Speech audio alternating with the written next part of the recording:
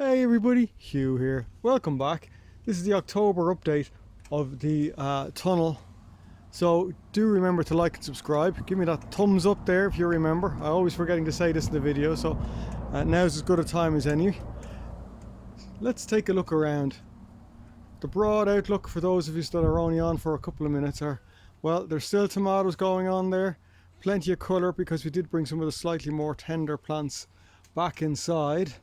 And there is one courgette remaining after all the courgette trials and tribulations, along with some other bits and pieces that we'll get into some detail. But you can see, very pleasant place to spend some time in, particularly with some of those flowers having come back in now and some of the more tender plants.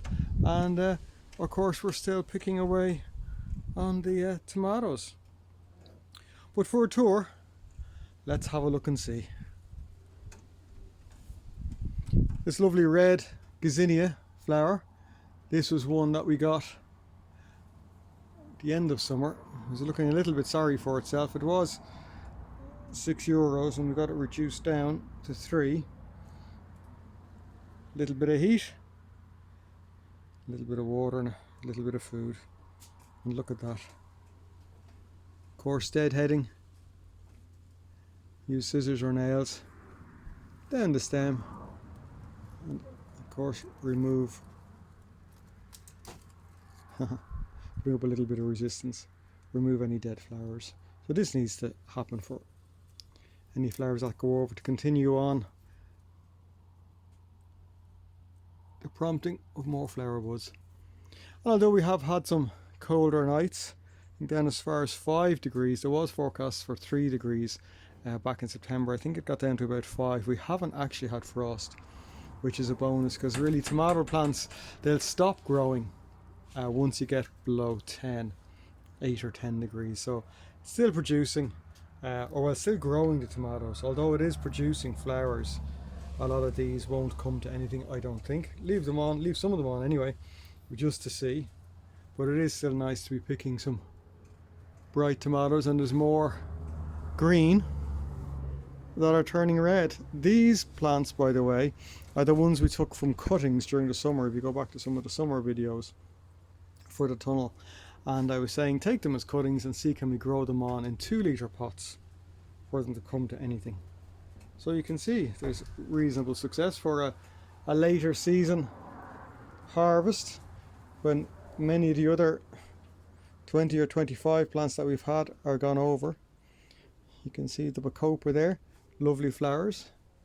The Mandeville, we've brought it indoors. That brought it under cover. That was indoors for a good while. Then we had it outdoors for the summer in the courtyard patio area, or courtyard, yeah, the courtyard area, and so it's getting some elongating this season, having them in here. And of course the French marigolds there are going over. You can see some of them have self-seeded already, just where I've just deadheaded the flowers, thrown them in, so I wonder what something, but they've actually sprouted. Now again, not much will come of them, to be honest, because of the season that's in it. It's just going to get too cold too quickly, I would imagine, but I'll leave them there and see what happens. The sunflowers Judith planted, you can see them there. Well done. And there's a big one that you'd miss.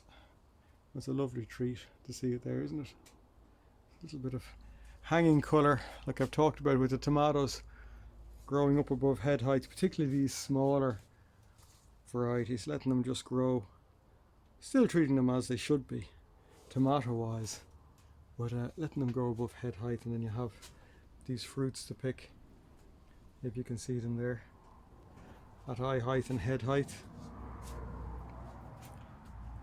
Brought in the Alstrom areas, and these will survive outdoors over winter, but because we have to grow everything in pots, thought process there as well, look, bring them in and it just extends the season a little bit for us there when the weather does turn. And this Samachia, they're one of those trailing plants, really, really beautiful when you see it in its full trailing glory like that. Some of the Canis, and their bold leaves. And then on this side, there's a little storage area there. I was drying off the gazebo after we were out at the market at the weekend. So it's folded and put back in now, which is grand. More canna leaves. What I do want to show you, this is the last remaining of the courgettes. And you can see it really has come back, although there is still some mildew present. We got rid of most of the plants bit by bit, but this was the last healthy one. And you can see they're still producing courgettes, would you believe? And I've left that one. I don't think Judith has seen it, but I've deliberately left it just to let it grow into one of those bigger marrows, because I've been watching some videos on courgettes and cooking, and people talk about hollowing them out a little bit and cooking them in the oven then, so we might try a little bit of that. Again, another one of those later summer cuttings that has sprouted away. That's the plum tomato Roma. It's finally given up the ghost, but that's okay. We've gotten a lot of colour out of it. That was, of course, the trailing petunia. And I don't know if you can see it there, there's a lot of green fly. But I've left it there just... if there is any hoverflies or ladybirds or whatever, they'd use that for a little bit of food. A couple more tomatoes, beetroots in the container. Again, they're ready to be harvested and eaten, so a little bit of food there. A few more tomatoes, in fact, the likes of that one there. It does need to be cleared out now, doesn't it? The fruit's taken off it and it just cleared out and gone. And back over. More tomato, and a bit of a dried out at this point.